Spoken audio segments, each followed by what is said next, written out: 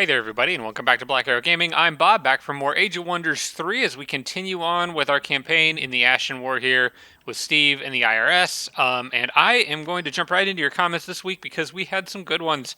I wanted to start with a mistake I made in the last episode. This was brought up to me by Chris Lighthawk, and kind of in the episode before that, Space Donut mentioned something about this, but when I was presented with the opportunity to pick up that Chaos Eater, I screwed up. I should have taken that. It was 155 mana, and Gremlins cost me like 100 to make, but Chaos Eaters are so much better. That's a tier 4 unit. For some reason, I was thinking they were a tier 3. I've never really used these guys much. Didn't realize just how good they actually are. But this Consume Chaos abilities targets all adjacent enemies, removing their negative status effects but dealing 12 random elemental damage for each status effect removed. I looked at this one time and was like, oh, I don't really like how that removes all their negative status effects, but it doesn't really matter if they become dead. So that's a lot of damage. It adds up and also gives lifesteal on top of that. So yeah, 12 random elemental damage for each status effect removed. This pairs pretty much perfectly with a spell that I already have, Mental Mark. Target enemy units in a 1 hex radius gain 2 marked and 300 defense. That is, I guess, that looks like, yeah, 60 damage per unit affected by that. Not to mention that those Chaos Eaters also inflict a status effect on any unit that hits them. They're very powerful in the right situations, and I have the requirements to meet those right situations. I really should have taken that. Maybe I can get another one somewhere. But yeah, I am regretting not doing that. So thanks to Chris Lighthawk and Space Donut both for kind of explaining those mechanics to me. I will try to keep an eye out for either those guys, or I think Space Donut was mentioning keeping an eye out for a weapon that can do Consume Chaos, because there's a lot of them that spawn with the changes they made to how weapons work, like when you find them. Sometimes you find them that just have kind of like randomized abilities on them, and I've seen quite a few with Chaos Eaters, so try to keep an eye out for one of those. From the Nose Plays, just wanted to remind me to talk about unit casualties more often. It is a mechanic that I do play around, but I don't always bring it up. But yeah, sometimes it's better to just deal damage to an enemy army than it is to actually, or enemy unit, than it is to actually spend the resources needed to kill them, just because cutting down their damage output can be very useful if they have multiple units in a stack, like if there's a whole bunch of little guys in a single stack. It doesn't really work on units like dragons or most tier 4s or tier 5s because there's more than one, or because there's only one of them per unit. But for anything that has multiple individually standing units, most tier 1s and 2s and some in most tier 3s, damaging them to where those little unit models get killed can really vastly reduce an enemy's damage output.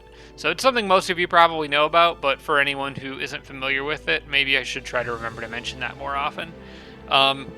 Devin Larson, the Enchanted Crow Companion, definitely did work on my scout. I'm still not sure why the enchantment window prevented, the enchantment window suggested it wouldn't. But yeah, my scout down here definitely did benefit from Enchanted Crow Companion. You can see it there, but you could also see it during the episode when my scout was up here a little bit further.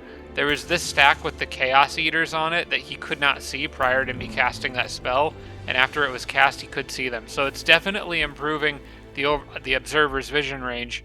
I think I might have called them an Overseer. That's a different unit. The Observer's vision range. So yeah, I don't know why Enchanted Crow Companion, when I went to cast it, it said it wouldn't affect any units, but it definitely does. There's some weird bugs in this series, and I'm going to chalk some of them up to the DLC and then subsequent patches coming out while this game has been in progress. Hopefully it doesn't affect anything too big. It's mostly just weird little things like that. Plus, I didn't get... I'm still a little bummed I didn't get the reward for clearing out that enchanted den down there, but you know. We'll move on from it.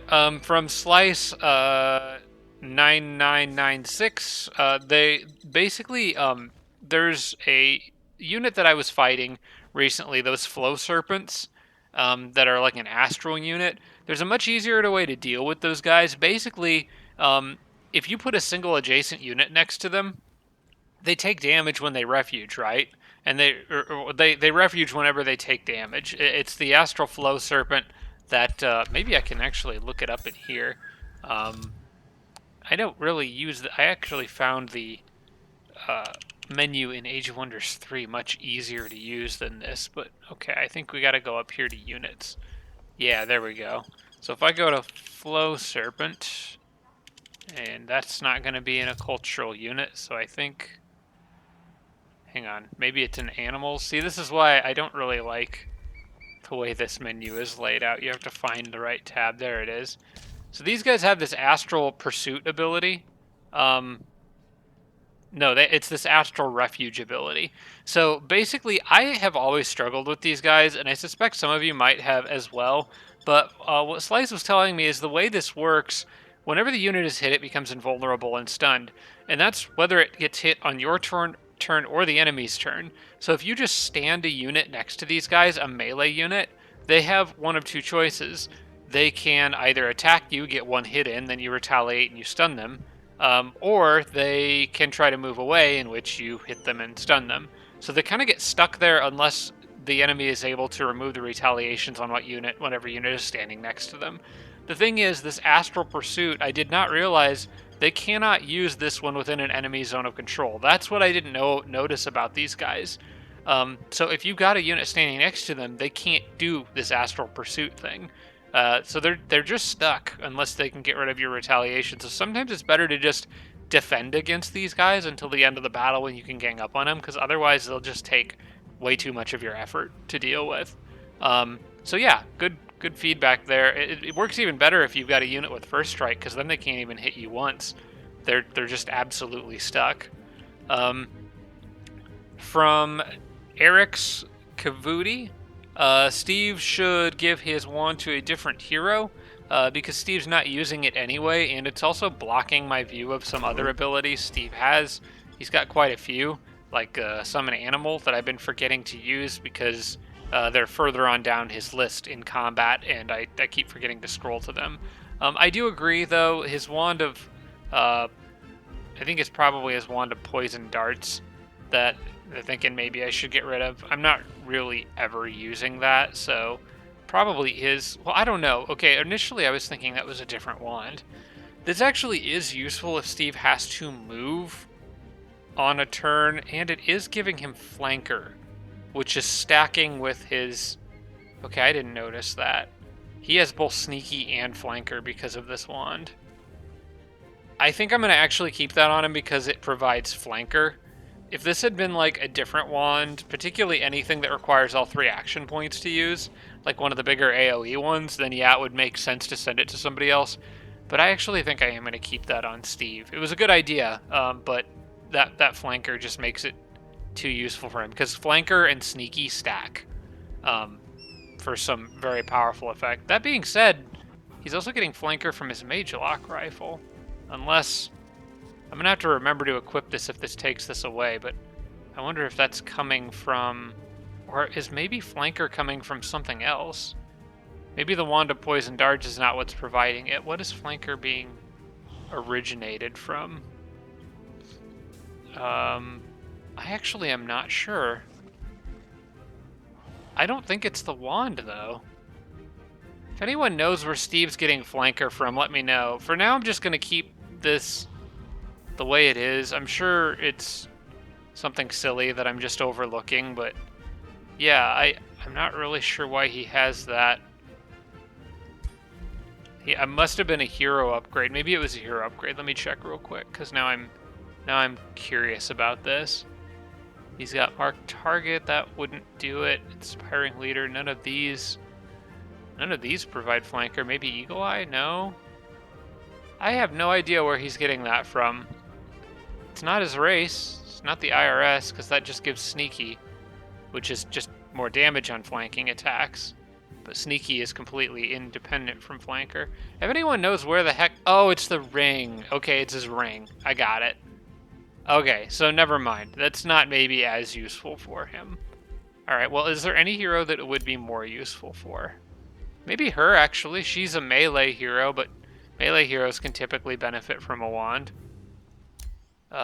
He's already got an option. Yeah, I'll send it.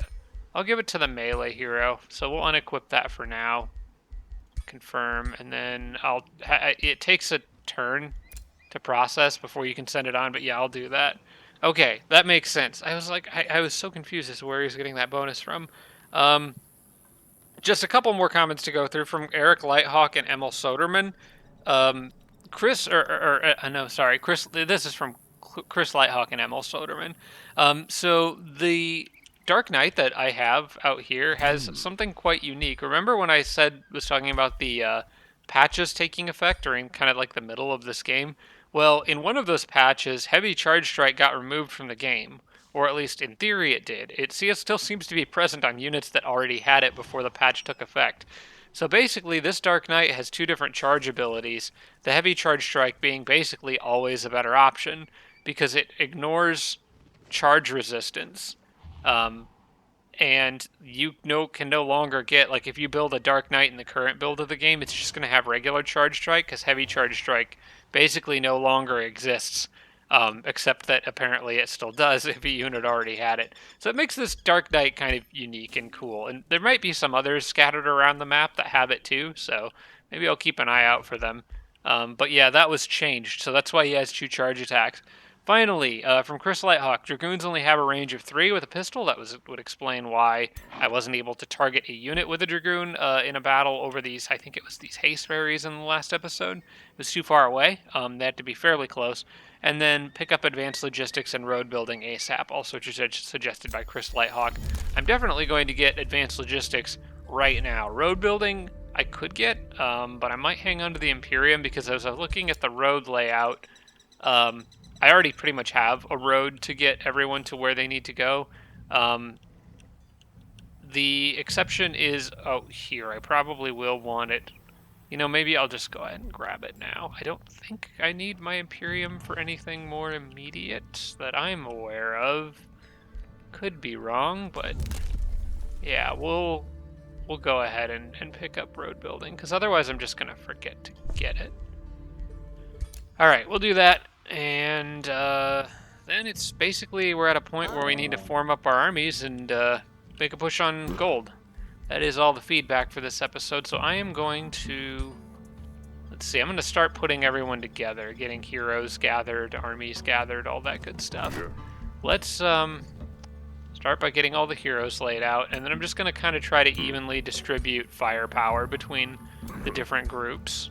A couple Houndmasters, definitely want everyone to have a mage lock, and they don't all have enough movement, so I'm going to actually have a little bit of a mess here to clean up. But you can go there, and yeah, he can't move all the way either. Maybe I should wait until the next turn to get everyone together. Yeah, you know what, I'll just leave him on a mess this turn and tell everyone to wait, because I'm still waiting on catch-up from a couple guys back here as well. These guys are going west to Steve, but I do have more stuff being produced, including that Dragoon, which I would like to get with this group before they advance. Alright, I should be fine. I don't think Yellow has anything hanging out in the shadows here. I would have probably seen it by now if they did. DC doesn't have anything to build yet. None of these bolstering matrices really do me a whole lot of good right now, although I think they may be a prerequisite for the other type of matrix that impacts your offensive spells. These are more for like the buff spells, and I have one buff spell right now, and it's the one that buffs tier 1 units, and it's not really one that I use very much, so I'm not going to worry about building any of that stuff because it costs too much right now. So DC is just going to focus on gold and making units for the time being. And that's going to be it for this turn. And we'll see what Yellow has in store for us when I finally move north. I am going to kind of keep an eye out here. I still have no idea why they're not doing anything about that watchtower. Got a little hero moving down here. Oh, they're training dragons. That's good to know. Might want to hit them sooner rather than later. Yeah, he's pretty much my #1 target right now because he's also the one with the most seals points. So I bet it's that seal right there, actually. It's right next to one of his cities. He's probably got stuff sitting on it. Maybe that's why his armies are acting all weird. Maybe the seal keeps spawning stuff and the AI keeps turning around to try to deal with it. Then we've got Another infestation out there, which I don't really need to worry about that one, I don't think. Alright, well, let's continue getting everyone rounded up here. Uh-huh.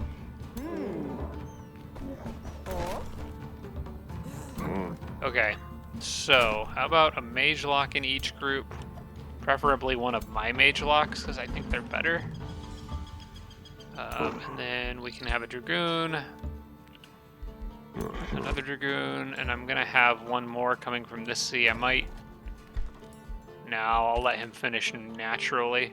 We'll wait one more turn for him. And then I probably am going to want some other random units in there. So, like, this army I could throw an extra mage lock in. This one I'll throw that tier 3 fairy. Oh, I probably, if I'm going to just realize that city can grow, I'm going to go ahead and grab a farm here. That'll help everybody move through quicker. Alright, then we'll add a ferry, I suppose. That's just my observer. I should probably throw an overseer in the mix somewhere. Yeah, let's throw an overseer into this group. We're still waiting on the dragoon for that one. Maybe I'll stick that... oh, I do have another mage lock here, too. Put an extra mage lock there. Maybe add that scrap hermit to this group. Gives me a shield unit. And I've got room for one more dragoon and maybe one more overseer. That'll work. Don't really have any other shield units. The dragoon, and then I've got one more overseer building. I don't know if I want to wait for that other overseer, so I may just take the dragoon and go. He's got the... Oh, I have another overseer right here. Okay. Yeah, just have a couple of them hanging around would be good. That's a solid enough army. They'll be able to move forward and handle things, and then I've got plenty of kind of backup units in reserve here if they're needed. I might leave them all kind of stacked up here to where they can move quickly to get to wherever they need to go. I am going to send this guy out ahead to scout the way for them. All right. That looks okay for now, though once the dragoon catches up, I'll have a pretty decent army to move on these guys with. And then I'm going to go straight after that outpost and just see what the dragon does. Alright, it is time to pick a new tome. We're at tome 3. If I had known this, I would have probably spent some time thinking about this prior to recording this episode, but I didn't. I didn't really have a whole lot of a plan for Steve beyond those first couple tomes. I kind of was just going to play it by ear. So I don't really have a great solid option for this. There is other tier 2 tomes I kind of wanted, but I don't know if it's worth going back for those right now. I was thinking probably the Tome of Terramancy, though, because it does give me Earth Shatter and will be helpful in expanding my city. I don't really need Earth Shatter yet, though, but I might be able to use those Stone Spirits. Though maybe not against that Voxabos guy, or the dragon, the Spirit Dragon, because they're weak to spirit damage. What else does this give me? That is a Materium debuff spell that would be pretty good. Inflicts slow. Leaden blows, makes base melee attacks. Immobilize, grants Demolisher. That's not the best thing for me, but there may be another one. Devastation. I think this is that. No, that's a Chaos Tome. Not a bad one, though. Because it would give me access to War Breeds, and I don't really have other charge units. Might be worth getting. And then there's, of course, Transmutation, which... that gets me access to a Battle Mage that I don't really have Battle Mages, so... Also Steel Skin... Melt Armor, another good Imperium. That's the Sundered Defense. in an AoE and fire damage. That's really good. Then adaptive armor, which affects most of my units except for the mage locks. I think I'm leaning Tome of Transmutation first. There's a lot of good stuff here, though. There's the Tome of the Dreadnought, which also can inflict marked on enemies. That might be a better one for me. Just basically physical damage, immobilization, and marked. And immobilize can pair with the Overseers and allow me to capture enemy units. And I can make the Great Bombard, which would be very useful in sieges. Warding metals doesn't help me a lot. Alright, I think I'm going to go with the Tome of the Dreadnought, mostly for pinning barrage. It also gets me ironclads, which are pretty fun. Yeah, I'm going to go with the Tome of the Dreadnought. I probably will get Terramancy next. I don't need it quite yet, because my city's borders are not expanded to the point where they're kind of stuck behind other cities. I think, let's see, tuning kits gets that overcharge ability for support units. That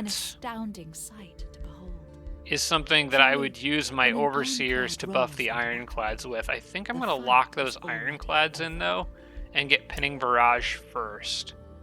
Because I can't really... I don't know how much I can really afford these things right now. So I'll take Pinning Barrage, because I think that is more of an immediate... I'll get that around the same time I'm clashing with yellow, and then I'll have a pretty good combat spell to throw around. So yeah, that's kind of what I'm thinking. There may have been better options. If you guys have other tome suggestions, just let me know, and I'll take a look at them. Like I said, I was just kind of planning on winging it around this point in the game. When I do my series with the Druid, or the Primal Fury, which I will eventually do, that one I'm going to have a much better idea of what I'm doing, because I've played that class extensively since the DLC came out, because you guys know me, I like the Druids, or those of you who watched me in Age of Wonders 3, I like the Druid stuff. This one I was sort of learning as I go, but I also did have some input from my friend Joel, who he likes to play Reavers primarily. Alright, so we've already got our research set. We'll leave all these guys here for one turn until that Dragoon is ready. And then this is the whole group that's heading to Steve, so they just pretty much need to follow that road.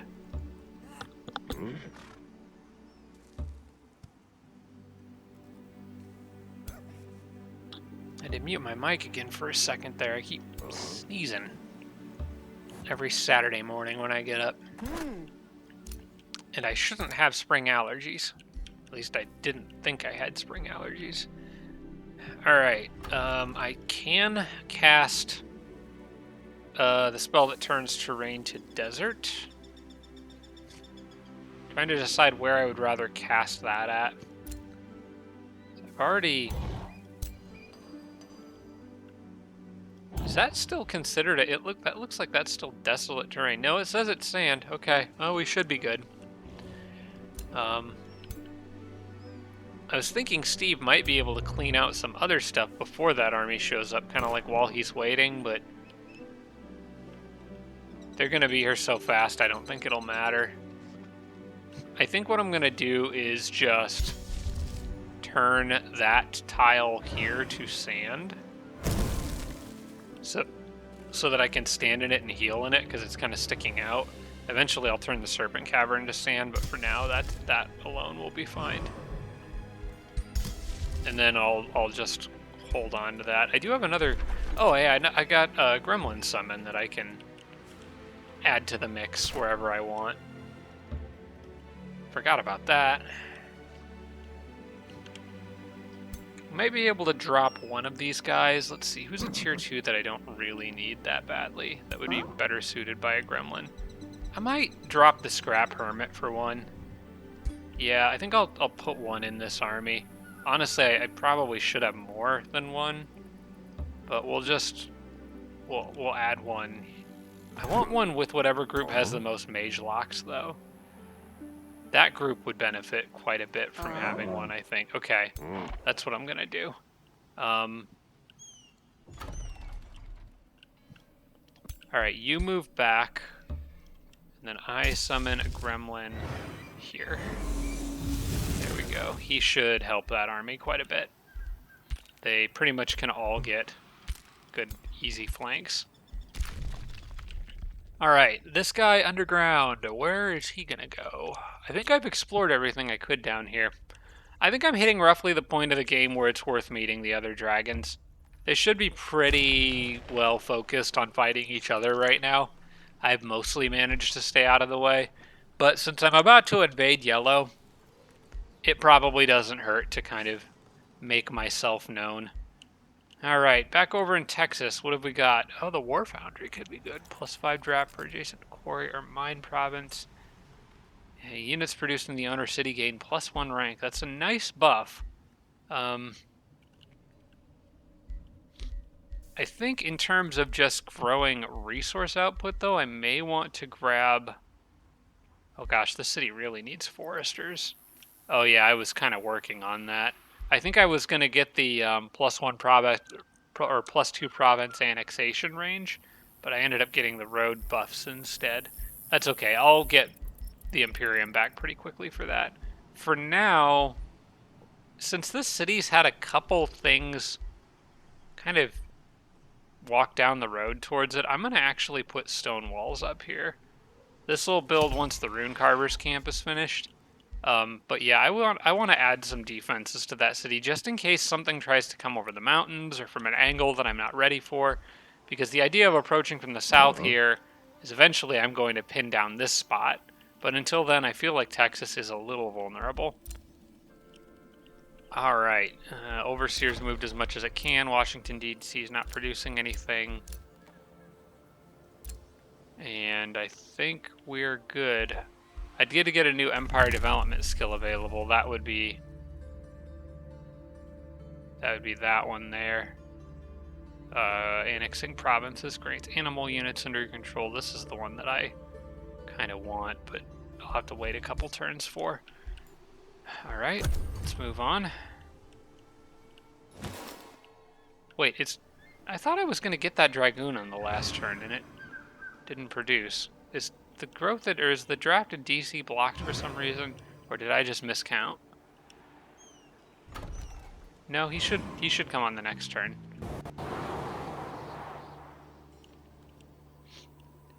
You know, in retrospect, I'm beginning to think that maybe I should have taken Tome of Terramancy and knocked out that mountain earlier, because it would make getting through here a lot easier.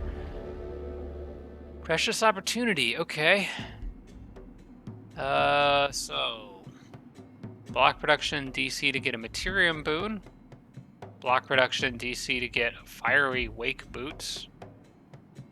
Just grant +1 defense and Fiery Wake. Or block production in DC and get a Stone Spirit unit.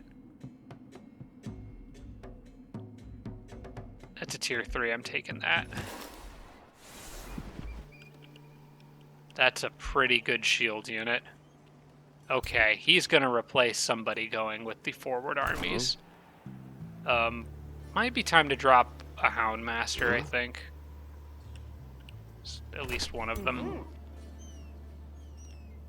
Yeah, I'll drop one of the Houndmasters and replace him. I kind of want that Stone Spirit in the army with the Gremlin and all the guns to be like one defensive unit in there. And then we've got the Dragoon, of course, so... Alright, and then everyone can move forward as much as they can. Yep, move along, everyone. I might be able to even get an outpost built here. I could do this battle if I want to... Oh, wait, no, that's too many. That's Shrines of Smiting, and I don't really want to deal with that. That's a mess. I would rather just go straight after the enemy. We can get that. We can get this later. There's more Archon blood there, so I am definitely going to want that eventually. I don't know. What are the odds of this battle? I am curious enough to at least look. It says it's safe, but Shrines of Smiting have a tendency to do more damage than you would think. You know what? Against my better judgment, let's just clear it now. It's XP, and it says it's safe. Now, I am going to auto-combat this and take damage, and everyone's going to have to go back and heal, but I'm not going to have an army of this size coming through here again in a while, so let's just take it. I lost the gremlin. I'm thinking about accepting that. I can easily summon another or throw a different unit in there at any time. I'm going to take that. I actually am not sure I could have done a whole lot better. I probably would have lost something. I did get a pike that could immediately replace it, but I want to put an outpost here at the current moment. If I break this mountain later, it can still connect to this province if I expand the borders north. But I want an outpost on the Archon Blood now. Plus, it would give my units a place to heal. So, yeah, I'm going to do that. You can go back here for now. And then I want the Scrap Hermit. Which, what happened to his model? It looks like part of the little helmet on him is missing. That's weird. Yeah, this one's got a little helmet. What happened to this guy? He lost his helmet down here. This game's bugged to heck. Like I said, I think it's got something to do with updates in between. For the moment, we'll throw... That was the army that had the gremlin. You know what? It's fine. He'll just plug a hole there for now until I can get somebody else. Alright, then I want you to move up and found an outpost right there. That'll give me a staging ground for moving forward. Alright. I'm happy with that. I think that was a good trade-off. I do want to move you 1, 2, forward there, probably. In fact, go like this. There you go. They'll both be in range of the outpost. It doesn't really matter because they don't heal on the turn that it builds. They heal the turn afterwards. But I still like to have them as far closer to their final destination as I can. Let's see, I don't see anything else hiding around here. I'm going to keep him there for the moment and just watch that valley.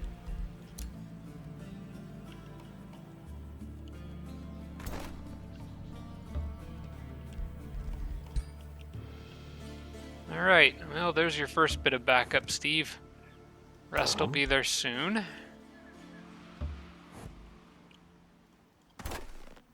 Just gotta wait for those slow pokes. We got his little gremlin buddy on the way.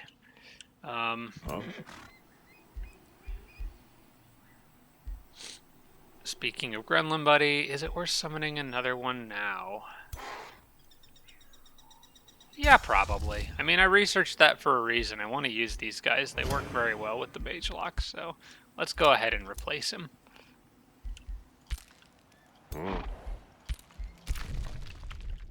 Alright, now how the heck do I get this guy out of here? I got lost. Where's the cave exit? I think it's southeast somewhere. Because I would have come all the way through there. Yeah, it's way back here. Alright.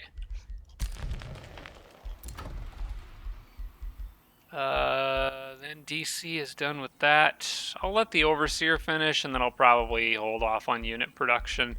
Gold income is at like 40 right now. It's not great, so I will slow down on that end a bit.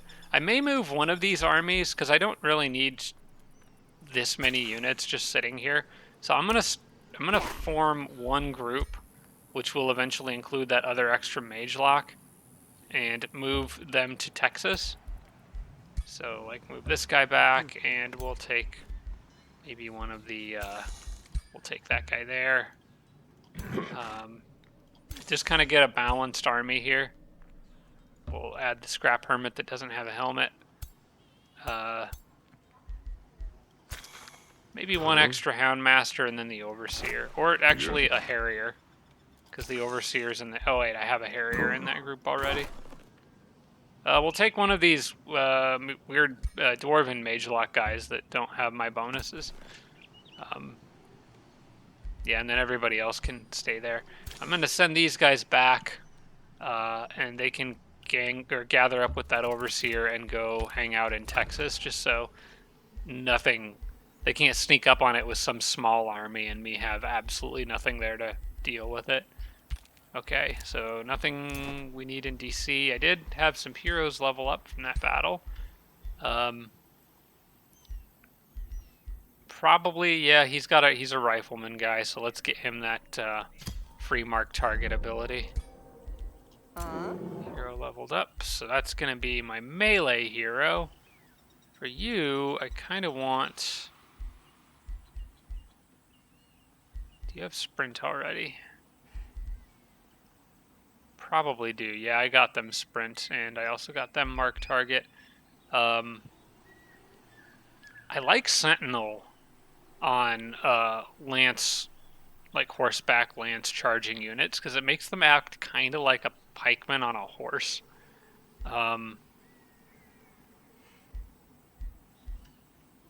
Yeah, I think I'm going to pick that up now.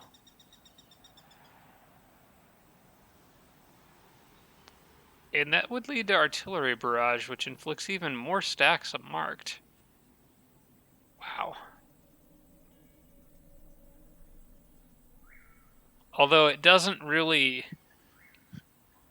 That could be a very powerful ability if the enemy doesn't move or if you have a way of immobilizing them. For now, I'll take Sentinel with them. Unless I want to take army leadership buffs. Hang on. Let me take a quick look at these, because I could get defensive training, which is useful.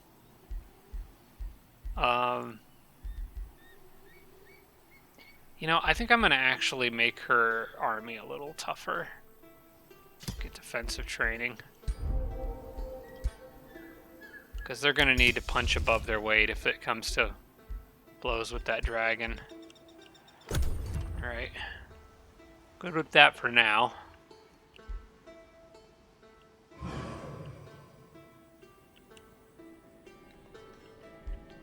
And I wish I hadn't pulled that extra army off of Steve. I'm wasting a lot of time over here.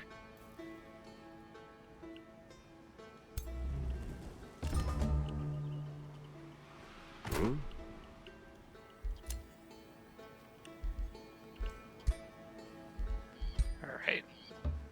Why don't you guys all gather together, and let's see, I've got my outpost now. I'm definitely am going to want to get walls there. I'm also going to go ahead and probably annex this tile to the outpost for now. Like, technically, the oasis doesn't do me any good because it's just food growth and that doesn't affect an outpost. So yeah, let's take a... I guess it doesn't really matter here. I'll just take a forester for now. And I'm gonna get a palisade walls. Probably will grab a watchtower eventually too. And this allows my borders to stick out a little further so everyone can reach up as far as they can and still heal. And I would imagine yellow is going to take notice of what is going on down here pretty soon.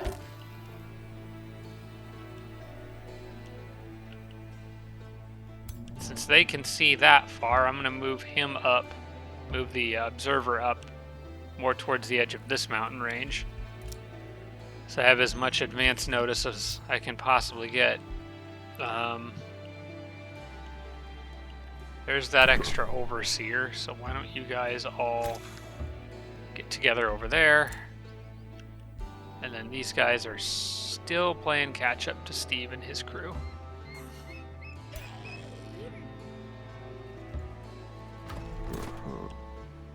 All right. In fact, why don't you guys readjust? I think I'm going to go after... Nah, I'll go after that group over there, because they're just standing on battlefield remnants that might have an item in there that I want, so I'll get that first.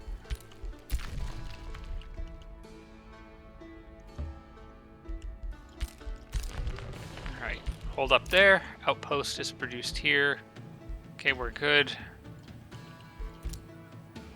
And I am not going to produce any more units in DC right now because I'm down to a measly 18 gold income per turn, and I want to save that for markets and anything that generates gold. I am building a chain spire here and a steel hull there, so those will be 20 gold each. And eventually I will clear that and get some more gold, but for now the army is about as big as my economy can support, so I do have the other gremlin that I can add to the mix though, which I am actually going to do, because I forgot to take the scrap hermit out. So I'll do that on this turn before I forget. There we go.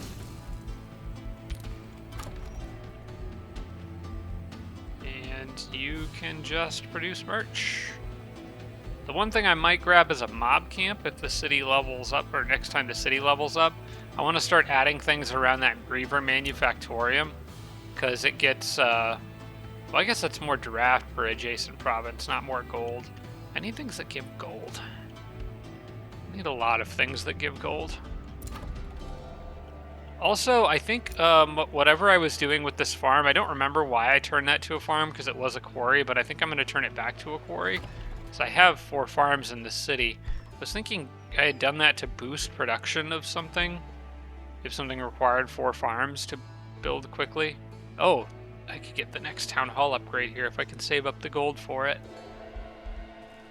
But yeah, I think for the sake of surrounding the Rune Carver's camp with more quarries, I'm gonna switch this back to a quarry, unless I was planning on moving that entirely. So I may have plans for. Now I was probably gonna put mines up there as soon as I could. All right, for now I'm gonna turn this back to a quarry. I don't remember why I turned it into a farm in the first place, but I'm sure I had some reason for it, probably. Yeah, DC doesn't need to be doing anything. Archon Blood is acquired, spells ready to launch, and I did get a new Empire Development skill unlock. That would be way down here. Raising cities yields 20 permanent gold income. That is something that I probably am going to want, but this is something that I want even more. It's 11 turns until I can get Destined Conquerors, so that'll be really handy. Although I may need to meet all the dragons for it to take effect. Alright, I think I'm okay with where everything's at right now. Income is just barely what I can support. So I need to get back to killing units, because that's how I make most of my gold.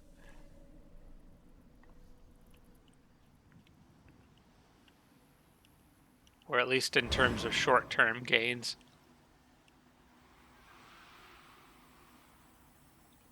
No dragons on the horizon yet.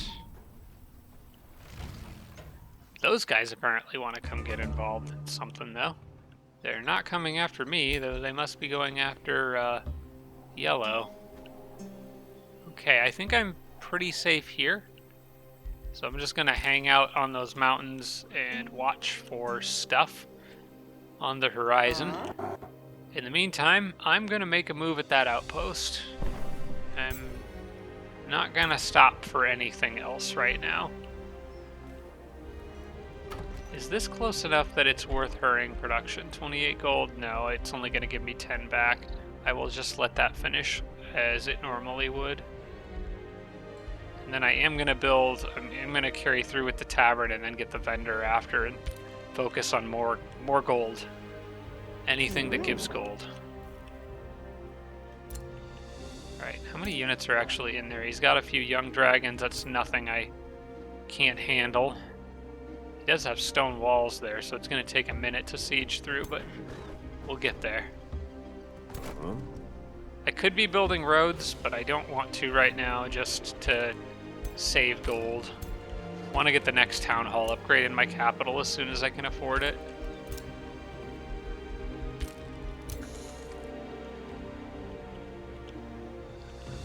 Also, it's worth remembering that any roads that I build can be used against me, although I do have the advanced logistics to benefit from them as much as possible. He might not. He probably does, but he might not. Okay, guys, move forward. And I think Steve can actually initiate this fight on this turn. Oh. Yeah, I'll take Imperium.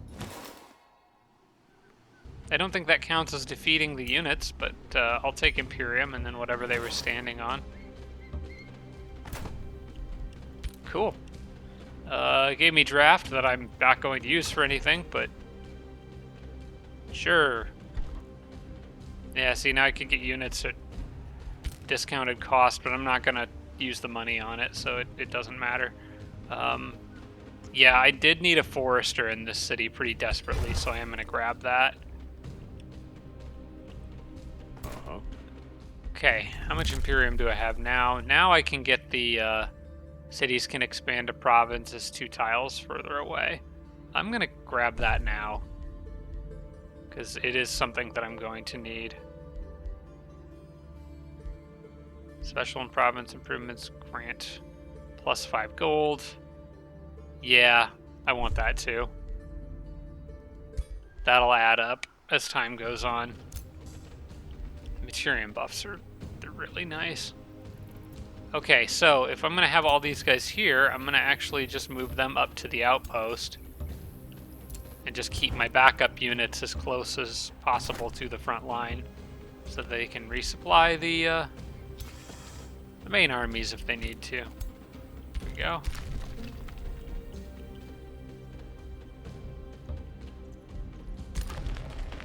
Okay, gotta just start right-clicking on set production, Washington, D.C. Apparently a new Empire development skill was available. Oh, it was these Materium ones. Don't need those right now. Okay, close that.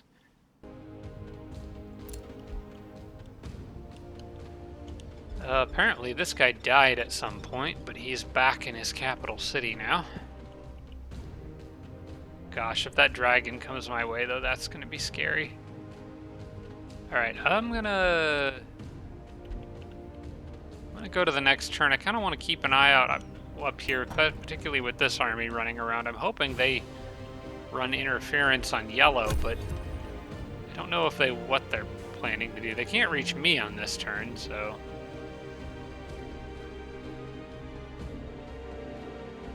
They might try to siege that outpost. Although I don't know if they can because I don't have a hero, but it's possible different rules apply to independents. I can't remember if I've ever seen an independent army without a hero sieging a city or not. I think typically they just go raid territory and pillage stuff. Yeah, they're headed at yellow, so yellow's gonna have to deal with that, not me. I don't think they will turn around and attack me, but just in case, I'm going to arrange my units around this outpost in a manner that they wouldn't be able to reach me if they wanted to. As long as I'm like... Yeah, as long as I stay down here, I think they can't reach me. Come on, move there. Nope, there you go. It's a little funny when the city banner gets in the way. Alright. Start siege, here we go.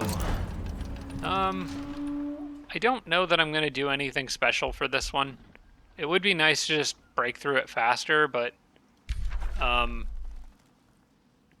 would require me to invest at least 7 just to get it down to 3 turns. I don't really want to do a headlong assault or spend money, so I'm just going to let this siege run its course with no modifiers. They don't have battlements or anything for me to destroy because it's not a traditional city, so we'll just try to capture the outpost and move from there. Alright, I'm good for now. And I'm hoping that this kind of goads their dragon leader to come down this way. And maybe he'll then have to deal with that army, and then I can maybe hit him while he's a little weaker. Although the dude had so much healing, it might not matter. So much capability of healing his friendly units. Okay. Alright, I'm just going to have them camp there so they stop bothering me. do want that scout to check in every turn, though. And then Steve's army can go up here, and we can finally take this Balor out. This battle's gonna suck.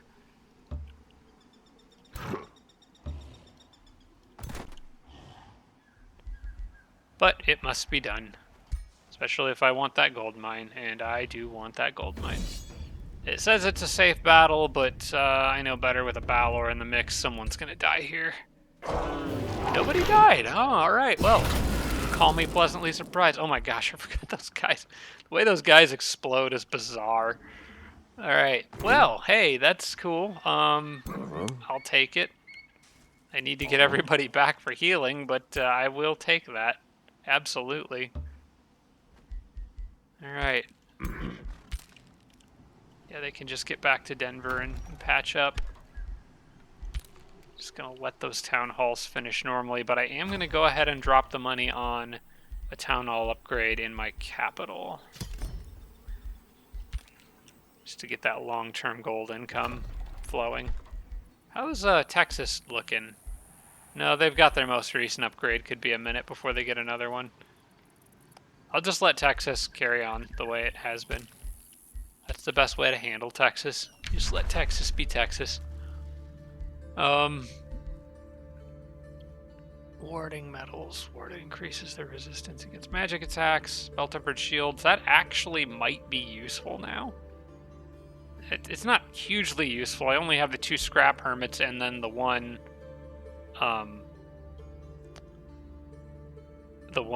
what's the guy's name? The stone elemental. No, I think I'm going to go ahead and get research done on the ironclad. Spell-tempered shields is very minimal benefit to me right now, whereas ironclad, that's a tier 4 unit that I can build. Even if I can't afford it right now, it will be useful down the road. I do, however, have Pinning Barrage ready to go, so that's pretty cool. And Las Vegas finished producing what it was working on. Also, we're very close to another growth level here, so I may want to think about where the city's borders go next. Probably there. Although I did pick up the extra province annexation range, so I can reach tiles down here as well, including the Archon blood there, which actually I probably should grab that. That's more casting points. Do I already have Archon blood from another source? I do. I have... Oh yeah, it's this one that I got. I'll still take it though. Yeah, I think I'll grab that next, and I can also add another forester while I'm at it and work on this city's food growth. Although I do want that vendor. I'm gonna queue that vendor up because that's gold right there. And then I'll probably put a farm here. Actually, that's really the only thing I can put there when it levels up, so that I can build a market boosted. Spell's ready to launch, and... Oh! Did that... I just clicked that away. Did it say that he returned from the Astral Void, or he went to it? It looks like he's in the Void. He's all... It's kind of a little hard to tell. The dragons sort of don't really fit here, do they? I think he's in the Void, yeah, because he's not generating a response. Well, hey, this is the perfect time to siege a city, then. Cool. A free city declared war on me, and I didn't even pay attention to it. I'm sure it's fine. Oh, I forgot I can get fire giants because of the forge that I got down here. I think I'm gonna grab one of these guys. I know that's a lot of money, but I want one. It's this Ember Source Furnace down here that's letting me get them. I also need to remember that for future unit production, it needs to come out of Vegas, not Washington, because I can save money. I could save money in Vegas. I don't think that's how Vegas normally works. All right, let's grab one of those fire giants. It is going to be...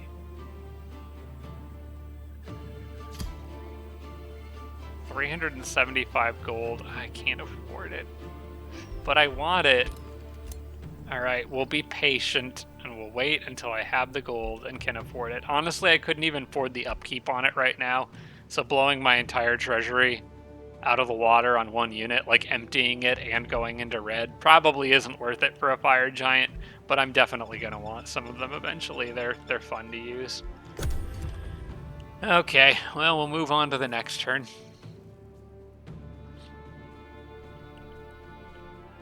Hopefully by the time I'm able to afford one, my economy will be in have better income shape anyway. It should turn around here pretty quickly as I finish all these town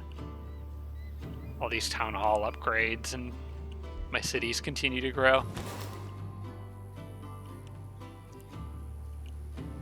Tempted to turn that into a mine, but I do need the foresters down there for now until I can reach the stuff out here. Alright, well, you guys will just have to defend your home there, I guess. Steve's army definitely needs to go patch up, so let's do that. And then I can continue to expand the borders of Denver out towards probably the gold mine is the next thing I want to grab. Well, actually maybe getting more forests would be better. Getting more foresters, because then that can just allow the city to grow faster. And Denver has plenty of room to expand, so I do want good population growth out here. Does the workshop give food? No, I'm thinking of like the Grand Mill. I could build the storehouse. Should I?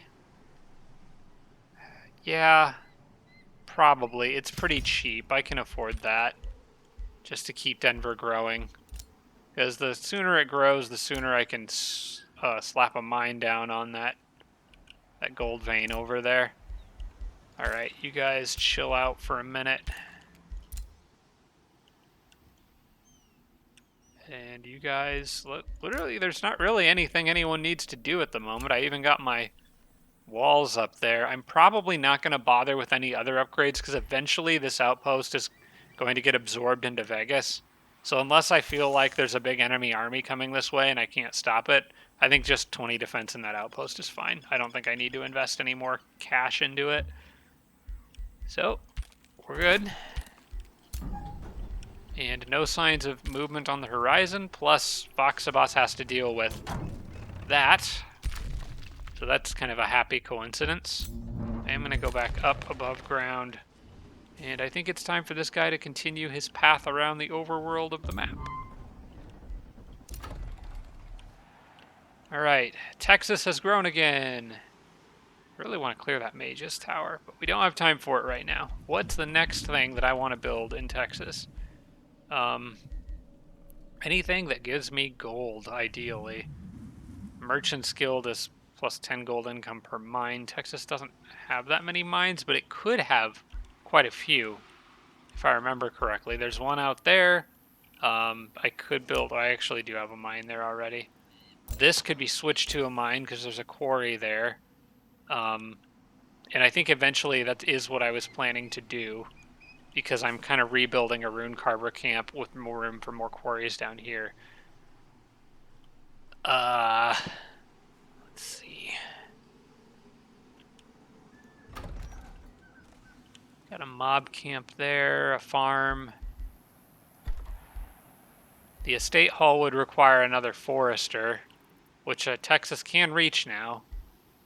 I could get a forester there, and I was planning to pick up more foresters for Texas. That was part of the goal. Honestly, though, the mine is the most tempting thing right now because of where my gold income currently is, or isn't, rather.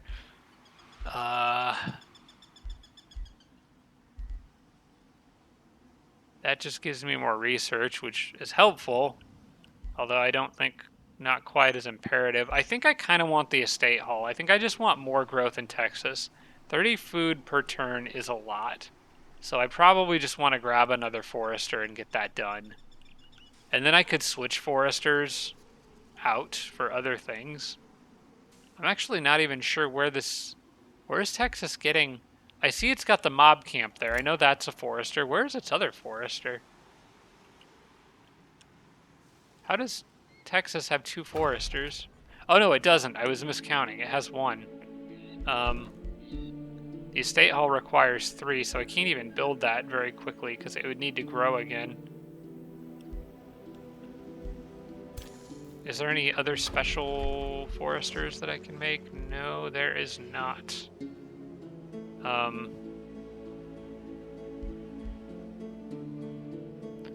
Alright, well, I'm going to just do this anyway and kind of get foresters in Texas.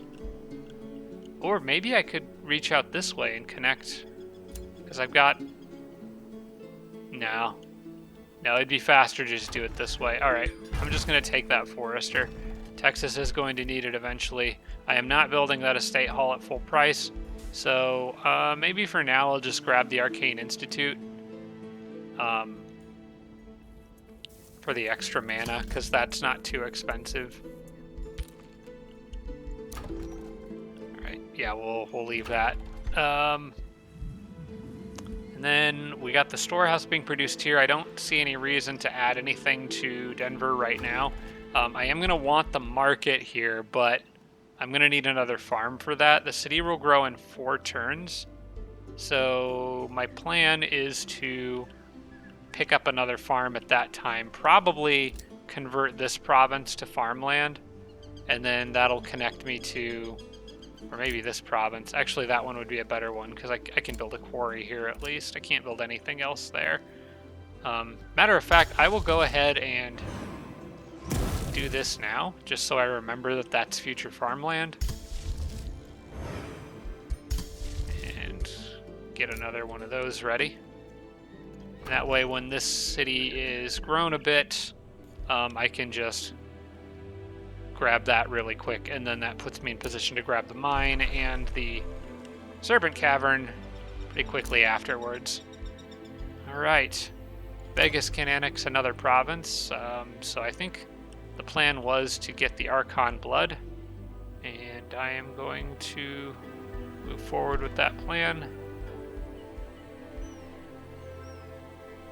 That will allow me to make a granary. You know what, let's go ahead and do that. Let's get the extra mana per turn.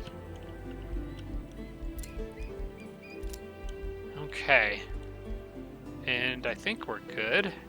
It's been a minute since I've saved it. I need to remember to do this more often. This game doesn't crash a lot, but I have had it crash a couple times. And I would feel really crappy if I lost a bunch of progress because it crashed during a recording. Normally only has happened to us during multiplayer games, though. My friends and I have been playing like twice a week now, so I'm getting sometimes 3 times a week. So I record on Saturdays, and then, oh hey, somebody caught up with that scout. That is an impossible battle, so what we're going to do is manually combat this. Oh, I forgot. That doesn't work for those guys. Never mind. Well, he blew up my scout. Ah, well. There's nothing that far out there that I can really make use of anyway, other than like trying to find cave entrances and get pickups, so it's not really the end of the world. A Chaos God here say, hey, look who it is! Elder Dragon Jormag! You know, that's actually could be really useful, because dragon heroes are very powerful. We're going to definitely add him to the recruitment pool. It's going to be a minute before I can get another recruit, but heck yeah, I would take Jormag.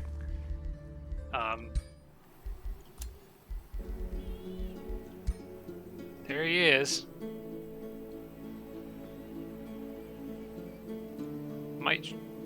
If I can change his aspect, I might do something other than chaos, but yeah. Oh, that would be awesome. Okay. Well, he's going to be my next hero for sure. We're going to have Jormag back. An old friend. Not a very nice one, though. Okay, no, 2 more turns until we can take that outpost. Alright, well, camp there, I guess, guys. You guys camp. You hold position. It's pretty much just Steve's army, and they are just healing, licking their wounds as well. Everyone's just kind of like Uh-huh. in stasis at this point. We're just waiting for events to transpire. We'll go ahead and build an academy in Texas. I do still want to keep building any buildings that benefit my economy in some way. So research is still good. I will go ahead and take it while it's boosted. I know I said I wanted that fire giant, but I also don't want to slow down economic growth on its behalf. As long as I'm not digging myself into a financial hole, I'm okay with it. All right. Tavern is 2 turns away. That will benefit the city, should benefit the city's income somewhat. And then the market after that, so we're good over there. Yeah, everything looks good. Are there any empire development skills I want? Not right now. We're getting closer to Destined Conquerors, though. 7 turns away now. I need to remember to grab that when it becomes available because that is huge. Okay.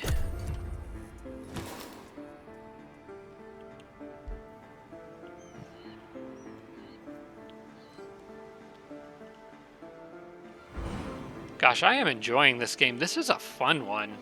I haven't really done these scenarios before, but I actually think this one's really pretty cool. I like being like sort of the outsider observing this dragon war from a distance. Looks like he is going to bring in some reinforcements, but it's nothing too scary. Oh wait, no, he's leaving. Those guys are running away. Something just broke that. Okay, something just broke that army that the Derelict Workshop sent after the guy. Knowing the Derelict Workshop is targeting him, though, I'm just going to leave that alone over there. They can do whatever they want. The Great Bird Nest I might want to get rid of at some point, but there is another Archon Blood on that. I could have 3 Archon Bloods. We'll see if he turns around on the next turn, because I suspect whatever army is there will regroup with them and try to come challenge me down here, but hopefully it won't matter by then, because I will have control of his outpost. And I don't think outposts need to be absorbed like cities do. I think it just transfers straight to your control. I think. Alright, I want one more turn for Steve's army to patch up, but the other group is ready to go, so I'm going to send them out ahead and put Steve as far up here as I can reach him. And then they can go after that dragon. Okay. Voxabas' back returned to Father's Rest, so he's not far. He actually could even be in that stack. We'll have to keep an eye on that. We're making it through quite a few turns here in this episode, but I got a feeling things will slow down significantly once I start clashing with yellow over some big battles. I am a little worried about blue over here in the west, but because I did see him out there, but at least I've got Steve's army out there. Oh, they want to come back. Okay. I'm not sure what your plan is here, because I don't think... Yeah, they aren't going to kill anything. They're just going to all die. Alright, well, so be it. I'm going to drop another quick save. And I do want to go ahead and take care of any economic stuff that needs to be dealt with. Oh, hey, this city grew as well. That's nice. I am going to go ahead and probably get the mob camp. I want foresters adjacent to that Reaver Manufactorium. So, and this city does need another forester anyway. Although I do already have the estate hall in it, so it's actually maybe not that important right now. Is there anything else DC needs more than grabbing that mob camp? I don't think so. I think I'll probably let Texas have this forester. DC can take this one. And I will just... in fact, Texas I might let have all 3 of these. I'll put the mob camp here because it also benefits from adjacent quarries, I think. Hang on, let me take another look at that. No, I'm getting the mob camp confused with the Reaver Manufactorium. I will still put it here though. For now. Tempted though, maybe a War Foundry would be better. That benefits from adjacent quarries and mines. Although a War Foundry I think would fit better here. Because there's mines, quarries. Actually, I don't think... Oh, this counts as a mine, though. Oh, gosh. It gets confusing. I normally try to do this city planning stuff. I normally try to do the city planning stuff off camera before I record, but I didn't think it through very well this week. For now, I'm just going to take this and put the mob camp there. Although I don't know that I really even need to build the mob camp right now, because I'm not... Yeah, I don't even need to build the mob camp right now. Honestly, I think I'm just going to leave it. I'm just going to leave DC the way it is. I wanted to do something cool with it, but I just don't have the money, so we'll leave it alone for now. Okay. Alright, Steve's army should be ready to ship out here, but I kind of want to go take a stab at yellow. I think we're going to just do this. Okay, this says it's a safe battle. I'll see what auto says. I think their heroes can channel some of their dragon leaders' abilities, so... But nope, they did not in that case, so... Okay, I actually do have to absorb it. It takes a couple turns to capture the outpost, so... Got another mage lock. Maybe he can sneak past here without getting jumped and get over to those units in the other city, because he's not really needed here that badly. My armies didn't even really take that much damage, so I think I'm going to have them just station in here and hold the ground. I know it's volcanic terrain, but I can fix that. Oh, it has to be a friendly or unknown province. Okay, so I can't fix that yet, but I will be able to in a couple turns. As long as the enemy dragon doesn't get down here before then. Alright. Oh, their armies actually... Steve's can actually get out there faster because they'll be on roads more. Alright, that's fine. We'll get the dragons on the next turn. I'm probably going to change this to sand. So that I can have Steve's army heal in that border area too, but we can worry about that on the next turn. You know what? No, we can worry about that on this turn. Because I might need casting points in the future, so I may as well do this now if I'm going to do it eventually.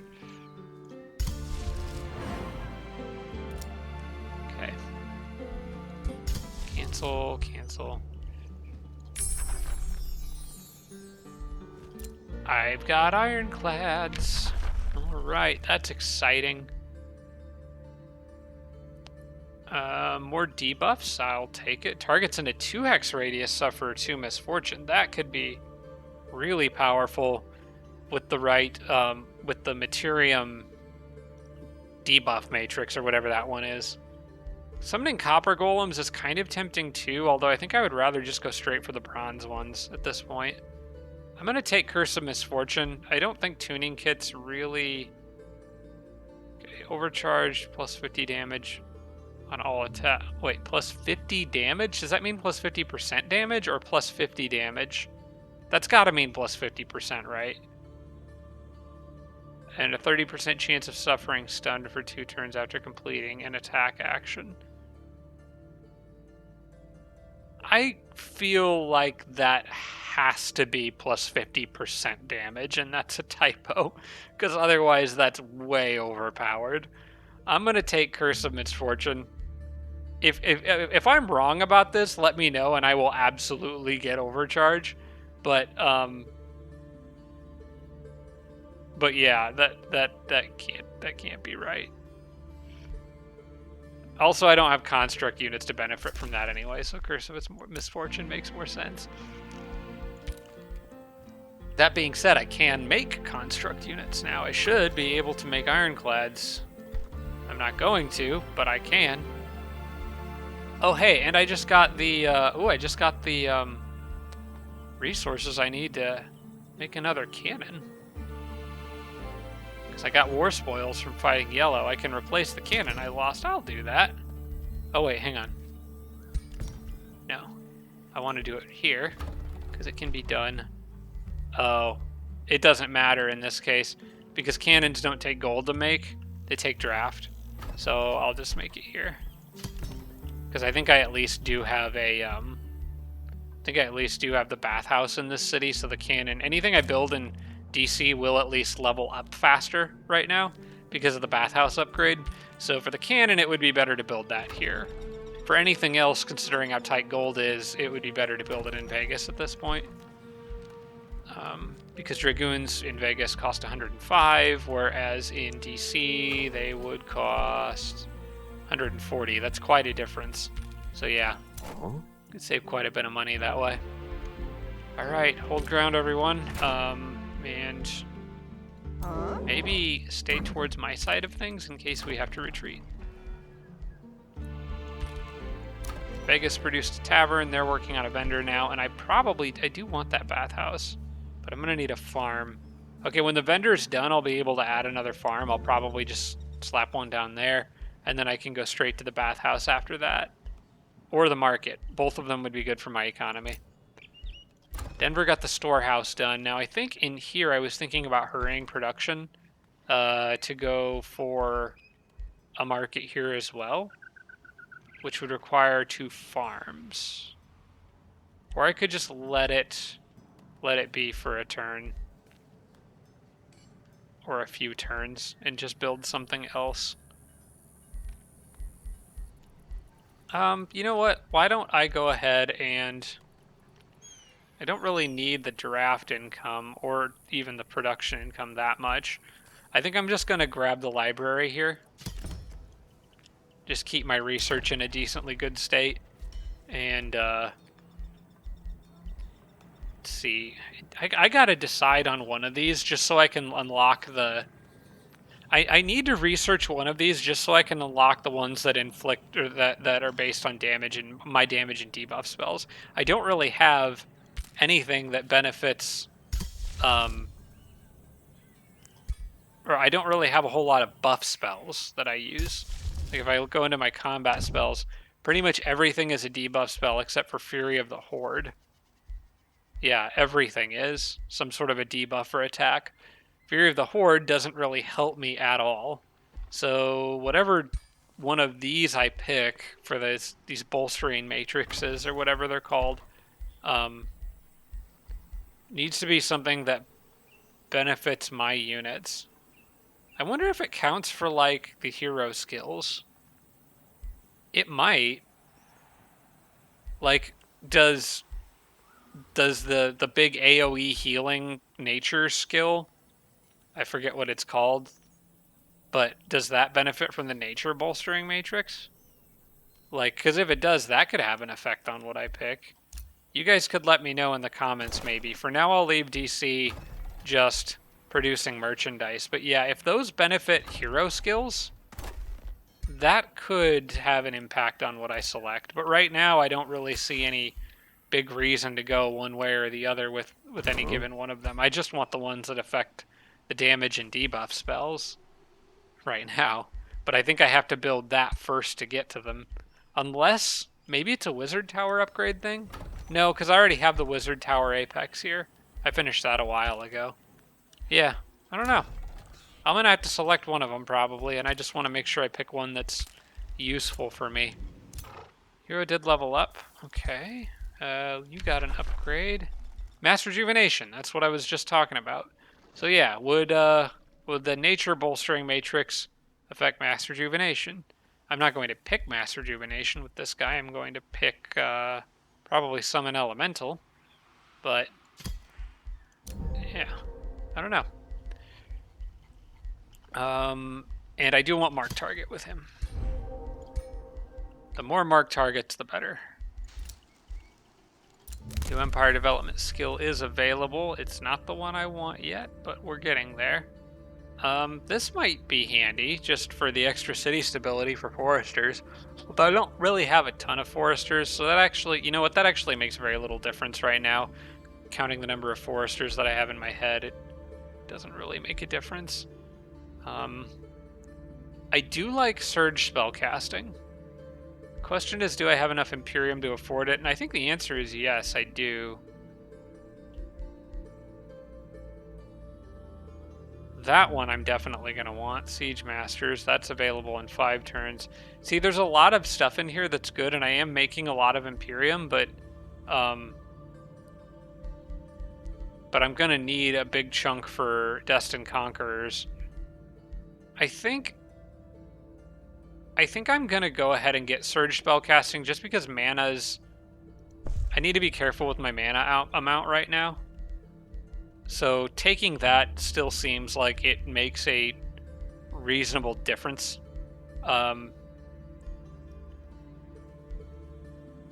Improvements gain 1 city stability, so that's reaches adjacent province improvement of the same type. I'm not going to worry about that right now. I think I'm going to hang on to the rest of my mana or my Imperium for now. I may be being a little too stingy with it, but this also gives me an extra siege slot from this for 175 Imperium. And then there's always the city cap increase, and I'm going to need that. I am going to need that down the road because I fully intend to build a city right about here just to block off yellow. So I think holding on to stuff for now is fine. See, do you have anything? Oh, I do like the wind barrier ring. I don't have a prison though. So that's one thing I should do. That's one thing DC could do. Is go ahead and get me a prison. It's not very expensive, and it'll give me 2 knowledge per turn for heroes in the crypt, or allow me to execute them. So we'll grab that. And then what will yellow do?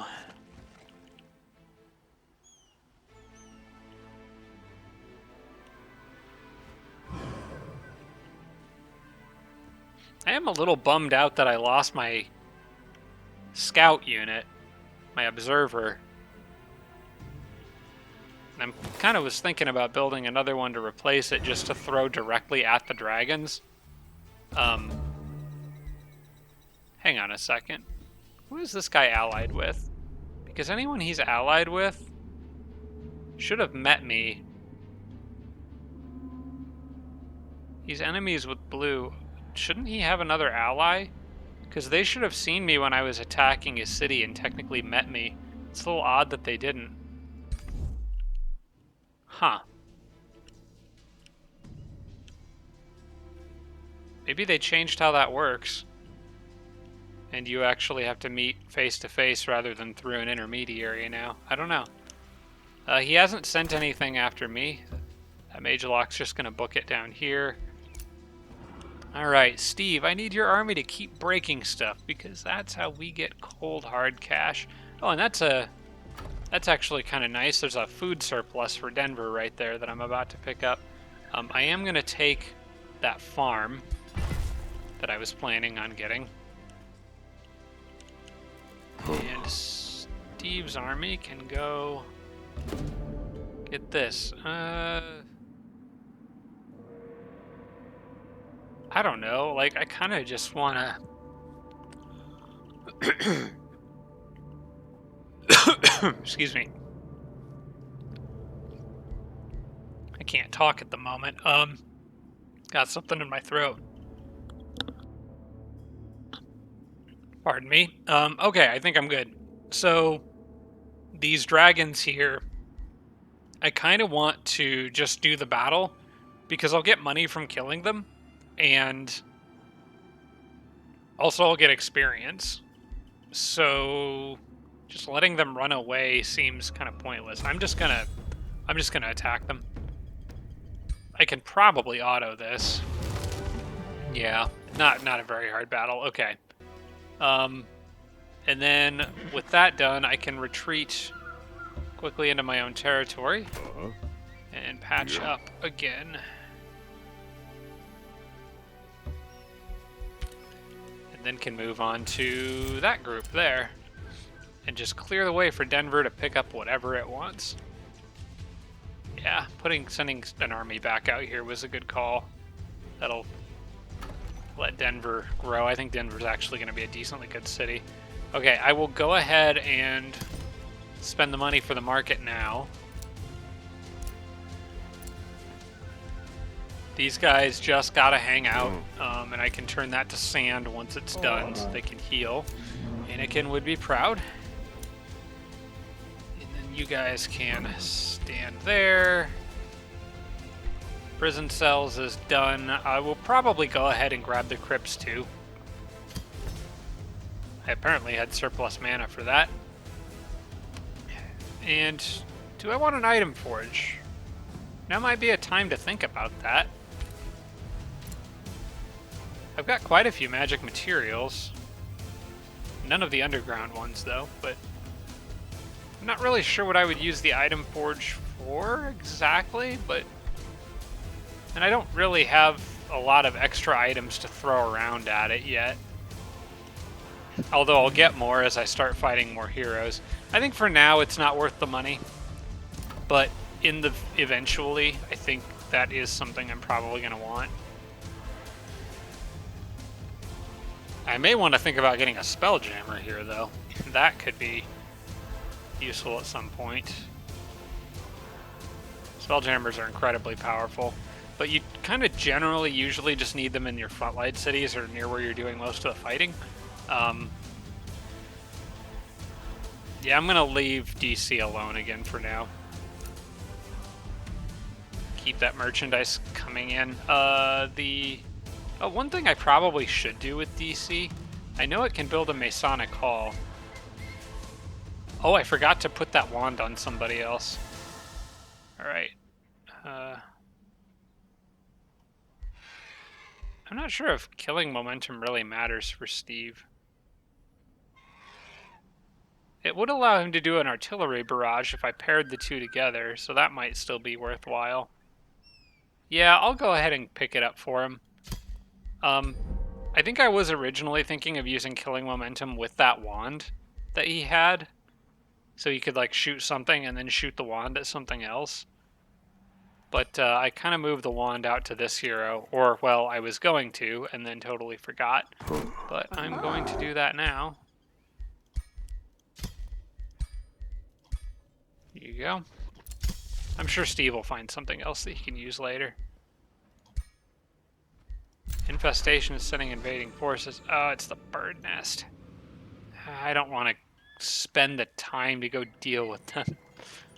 I'm going to need to get that Tome of Terramancy next so I can knock out that mountain and just go in there and get rid of that crap. Because it seems like that bird nest is going to be a potential problem for me.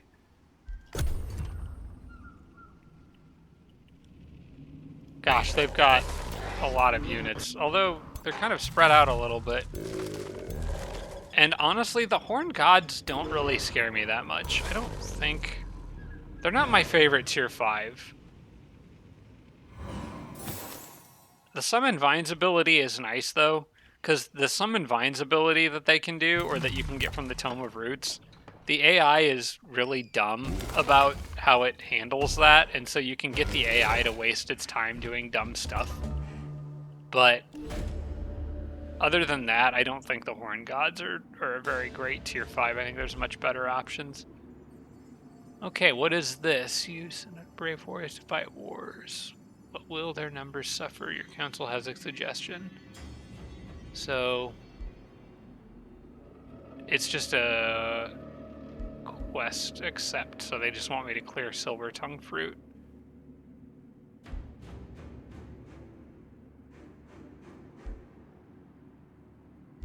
I'll take it, I guess, because these typically don't have a downside if you don't complete them. Where is it? Oh, it's right there. Okay.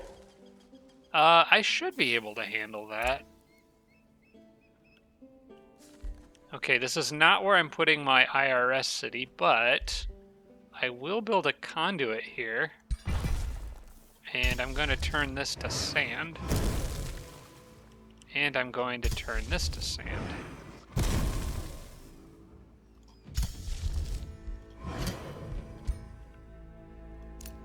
Alright, so now I can heal up here. And try to take that quest pretty quickly.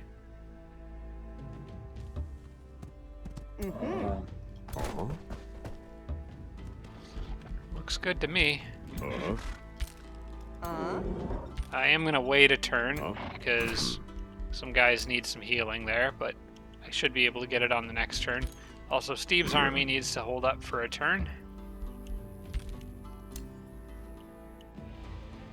How far can that army reach? Can they get all the way? I'm going to have them take a step or two forward. They're still technically within range of Steve if something jumps him, but they could also initiate that battle on the next turn.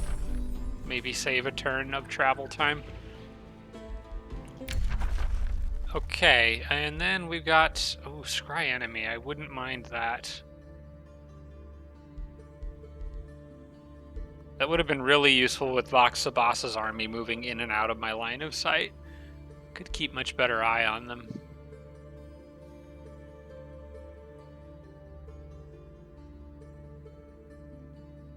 I kind of want the Tower of True Sight more, though, I think. Better defensively speaking. Yeah, I'm going to take that. I love the True Sight Tower. It's incredible. So much extra vision range plus True Sight. Nothing sneaks up on you. Alright, well, I think I'm going to make the move. No, you know what? Stay here for now.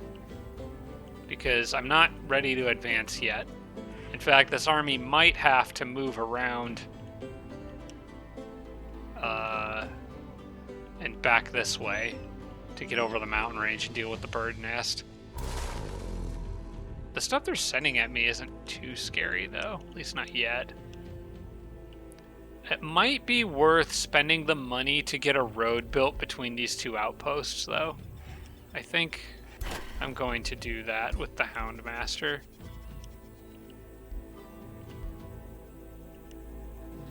Yeah, I could actually use the already existing road from this forester and just build one basically straight out there. Yep, that works.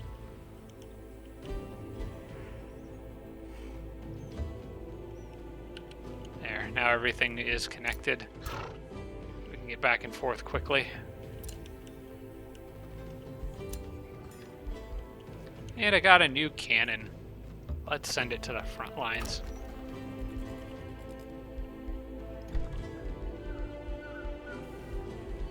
Alright, what do we want in Texas? I guess the extraction nexus? I think I was thinking about building one of those in DC as well. Did I ever do that? Yeah, I did build one in DC. I never got around to building one in Texas.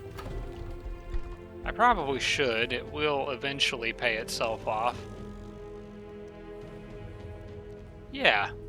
Let's do that while I'm waiting for Texas to grow for another forester so I can get the estate hall. Las Vegas produced a vendor. Okay, now Vegas needs that farm. And I'm going to have them build a market. And I am now out of money. I am using every last bit of it that I have, but at least it's all being invested in good things for the long term.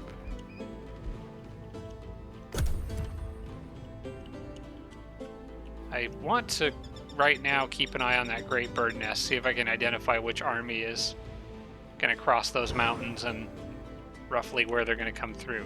If they take the quickest possible path, they probably will have to come through that way. But it depends on what they intend on pillaging. They might also go directly south. They're going to go directly south, it looks like. Unless that's the army that's just wandering around in their domain. I will be able to tell for sure on the next turn.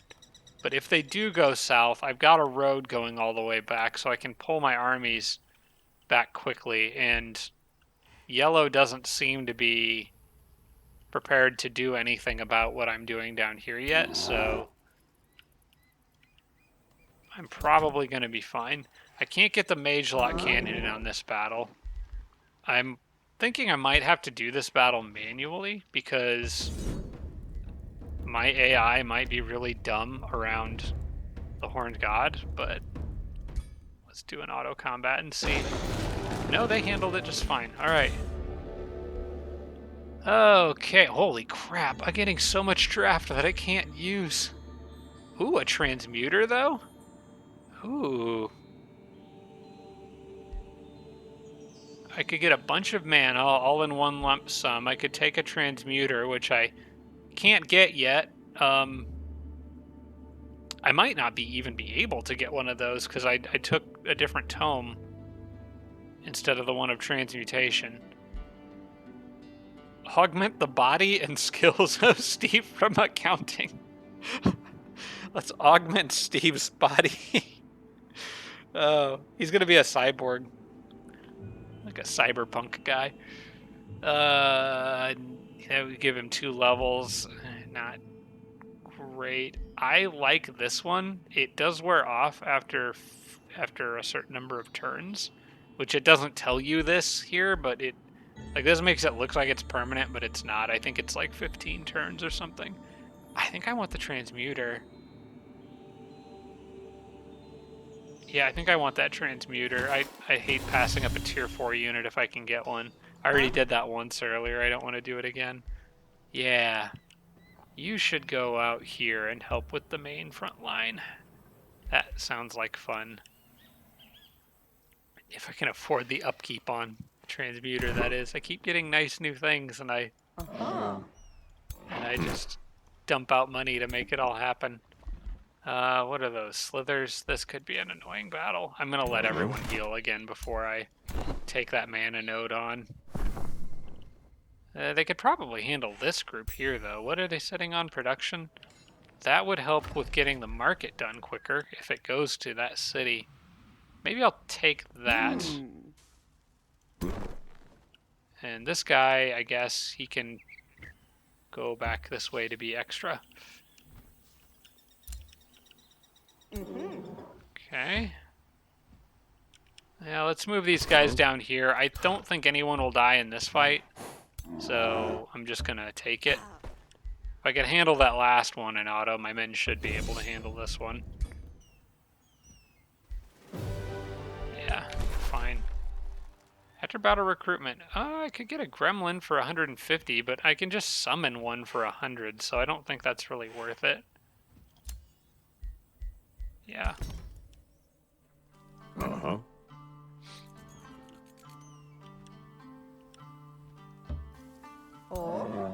Okay, back in friendly territory. I am going to try to clear that mana node.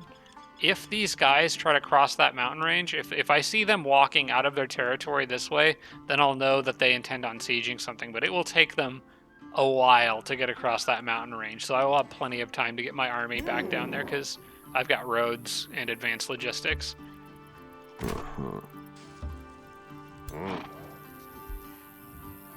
Alright, and then I should be able to put them here.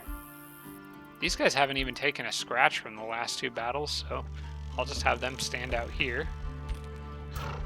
And then everybody else can heal, and then I can auto that one on the next turn. I don't think I haven't had to do a single battle in manual combat yet. We'll see if that changes here, though. Can make a lot more progress if I can auto combat some stuff. Although I almost feel bad about it because I know some people like to watch the battles. Yeah, but as long as everyone keeps performing this well, I'll take what I can get. And there's a Shrieker Tomb with Derelict Workshop just beyond it that I would love to go break. I would like to capture that too. I think I would want to capture the Shrieker Tomb first because I could use that desert province to heal my troops in. For now, I want everyone to go back and heal up again. Silver Tongue Fruit has been acquired. And respond to hero's offers to join. Oh, wait, hang on. When this happens, the hero joins for free? It says 0 gold to recruit Jormag. Now, we are looking at a 30 gold per turn upkeep here, but...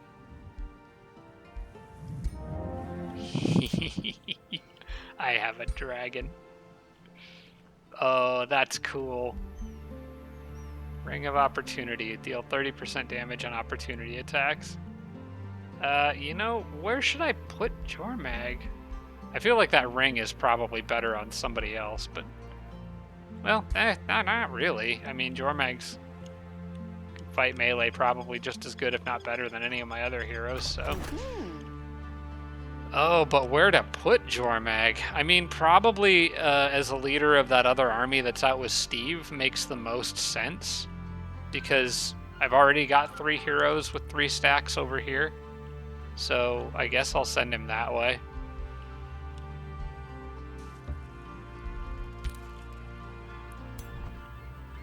Yeah, I think I'm going to send him out with Steve, because Steve's only got 2 stacks out there, so having extra backup doesn't hurt. I might even send a group of these guys out that way.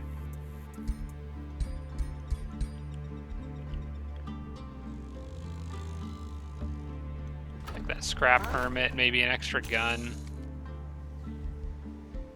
Yeah, probably an extra mage lock, so I'll leave the pointy stick guy there. I do want at least 1 Harrier out there with Steve. So I think this army here would be good. Yeah, let's have them start moving that direction too. It doesn't seem like Texas is under any sort of threat right now. So we can maybe get 3 full stacks on both sides of my territory. Plus I've got extra units here that almost don't even need to be here.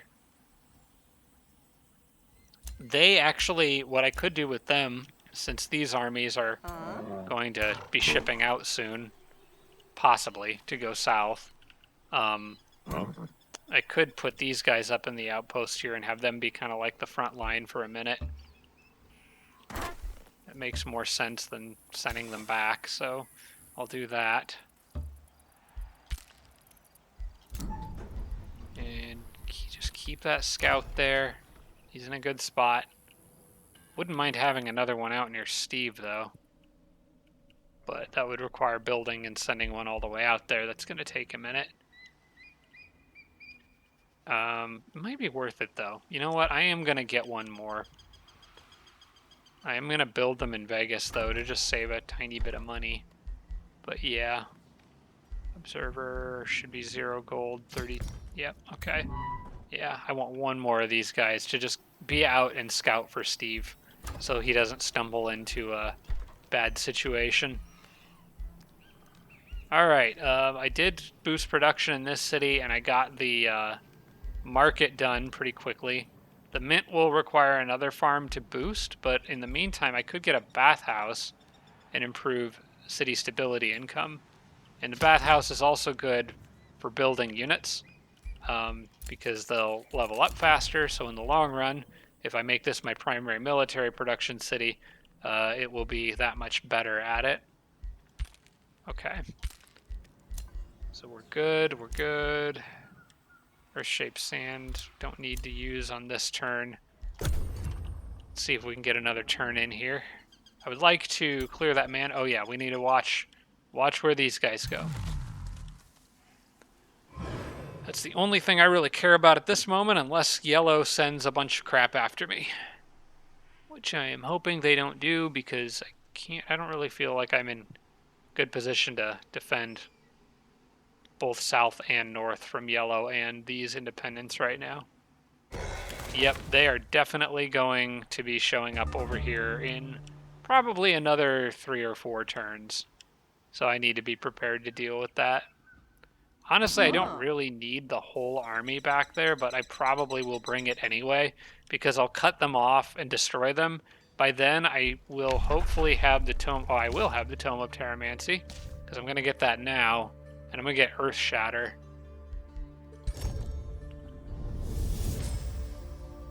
And then I'm going to break that mountain. Mages who seek to raise yes, thank goodness it showed up. All right.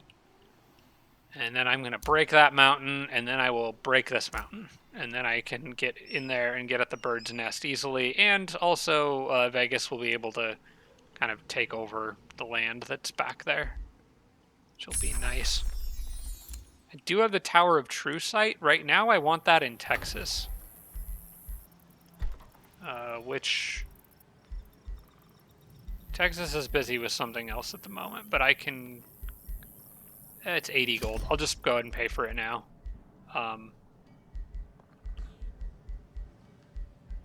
Oh wait, you know what? No, because I was going to get another forester and then grab that estate hall.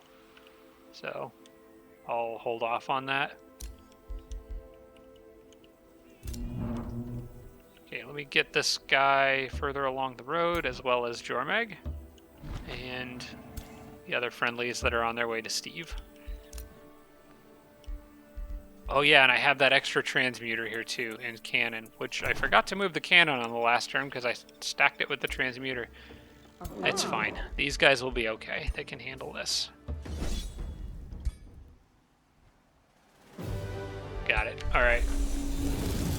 And no, I don't want that for 225 mana.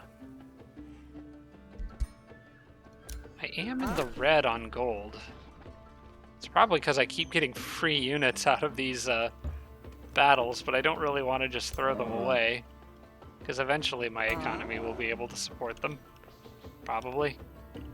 Alright, I want you guys to all move back now. For now, probably regroup at the outpost, and then I can sort of figure out who I want to swap out for the new transmuter and Mage Lock Cannon that I've added. Probably it might be time to say goodbye to those Houndmasters. They're great, but I've got better stuff now. If you can swap out a Houndmaster with a cannon and a transmuter, it's probably worth doing. So, yeah, I think I'm going to drop them. I'll send them back up here, though, so they're at least in a position where they could fight something if they need to. But yeah, Houndmasters have been good helpers, but it's time for new, fresh blood. I'm not going to worry about the Oasis for now. I'll get that on my way back through. I never really did get far enough north to build that outpost there, did I? Because I had every intention of building one there, but then sort of am getting distracted by this bird nest. Well, I'll get it later. I just hope Jormag doesn't come build something there. Hey, if he does, I'll just come burn it down. I should be back quickly enough from their little side quest here. Alright, who needs what? I have a cannon. It should probably go in a group that's not super range heavy. Is that Sharon's? And that's Dave. So who would benefit more from having a battle mage around? Dave already has the fairy, so I guess I'll put the transmuter with Sharon's group and the cannon with Dave's. Alright, that works.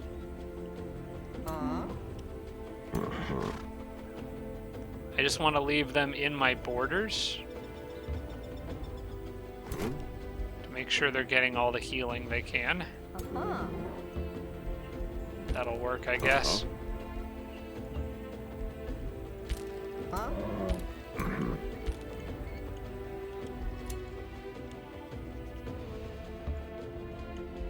Yeah, I should have left one hero up there to build an outpost. That was a little bit of a mistake on my part. How long before Earth Shatter is done? I really need that. Like, I could always just go walk over the mountains, but I don't really have the armies necessary to go over the mountain. I could start working my way over the mountains down here, now that I think about it. I don't have to go through this spot. I could go down, fight these guys, then just cross the mountains and go kill these guys and then come out through a hole that I make. So I've got other options. So I may have been being a little too picky about how I approached that situation. But yeah, I do regret not leaving a hero up there. Maybe it's not too late to turn one around, though. In fact, you know what? I don't think it is. We're gonna send Sharon back. We'll send Sharon back, and I will add a Houndmaster back into that group. Or a Scrap Hermit. A Scrap Hermit would work too. That way Sharon can go up, and I will have to send the scout forward, but that way Sharon can move forward and get an outpost on a more advantageous spot. I'm a little nervous putting it up there because I don't want to get the gold dragon. I don't want to get too aggressive and provoke the gold dragon into attacking me before I'm ready to fight it, but I also don't want him to claim the territory and then me having to capture it later. That spot right there is exactly where I want a new city, and the sooner I can get it up and developing, the better. On the next turn, I get Destined Conquerors. And I also have the Imperium needed to get expanded governance for another city. So yeah, I think this is the right call. Kevin from IT leveled up.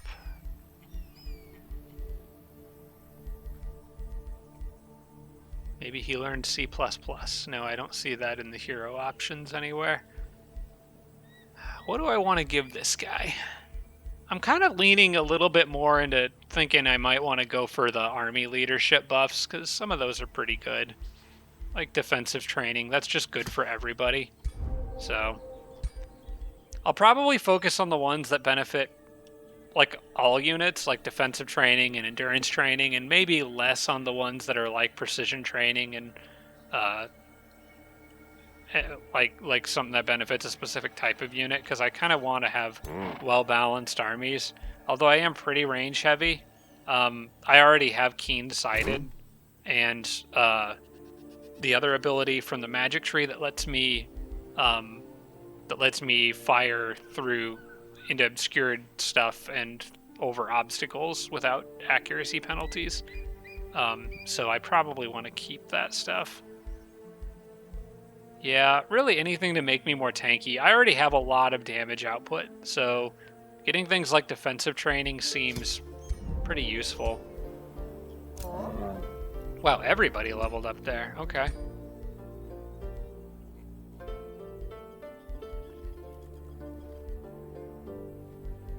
Seeker, that's for tier 1 units. I don't really need that. Experienced leader can be useful, but I think there's better options. I think for now, I want to grab Sentinel on her, because I really do think Sentinel's pretty nice on those cavalry units. The charging ones, anyway. Yes, I know. Wait, they're sending... Oh, crap, that derelict workshop's targeting me now. I bet they'll come to the outpost. I bet that's why they're targeting me. They might come try to pillage that conduit. Yeah, alright, I need to clear that stuff out back there.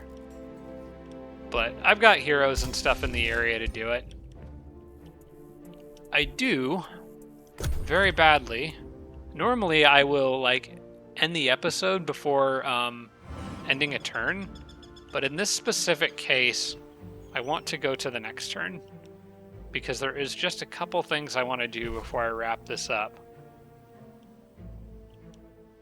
So we got... Okay, still no movement from yellow, which is honestly kind of surprising to me.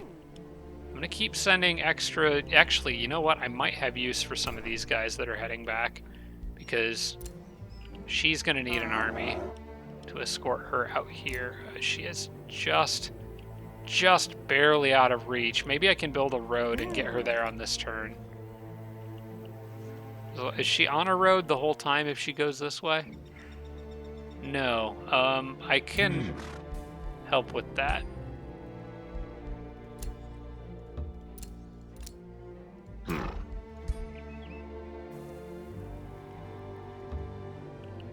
Okay, now she will be. Will that get her close enough? No, I might need to make more road, which we can do. There. Now it's a straight shot all the way. So why don't you move up there with that Houndmaster and get just to this. You know what? Before I do that, I want to move the Observer forward. Okay, nothing scary in the immediate vicinity. I want to move just barely as far as I absolutely need to get that outpost built. Alright. I feel a little better having that there. And then this guy's got a gun, so you get recruited.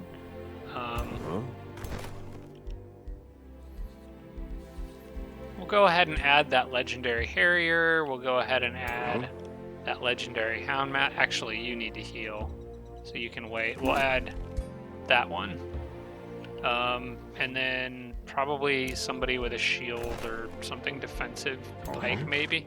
Yeah, we'll throw a Pike in there. Alright, so she at least has some semblance of an army. It's not a very good one, but it's there. And then just for the moment, I'm going to kind of stack these units up and move them forward. And just try to, like, support her with as much stuff as I can. You know what? That Houndmaster can come forward with everybody else. We're just going to send everybody up this way, just for the moment, while we get that outpost built. And then these guys can continue going south to deal with the little problem that's going to pop up over here.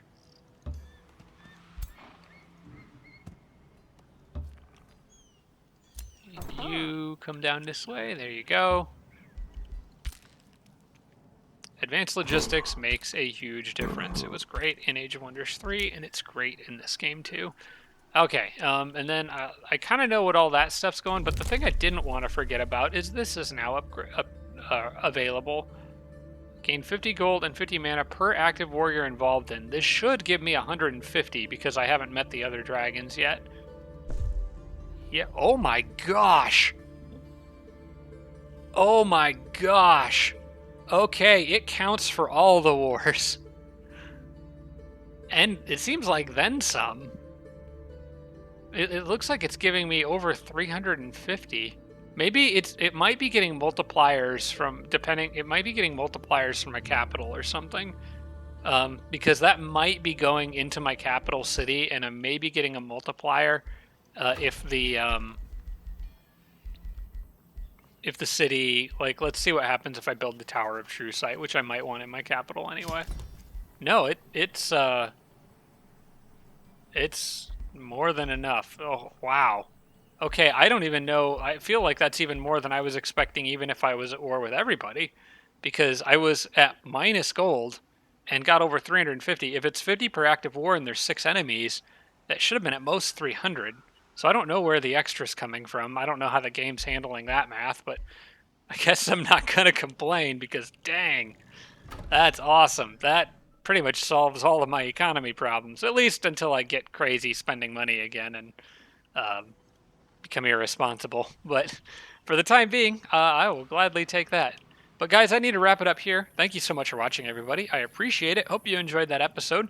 I should be back next week with another one, just an FYI in advance, the weekend prior to the solar eclipse, which is on April 8th, I think. I think that's April 8th, that Monday, right around there. The weekend prior to that, I will be gone. We are taking a weekend trip to go see the eclipse, which I'm very much looking forward to.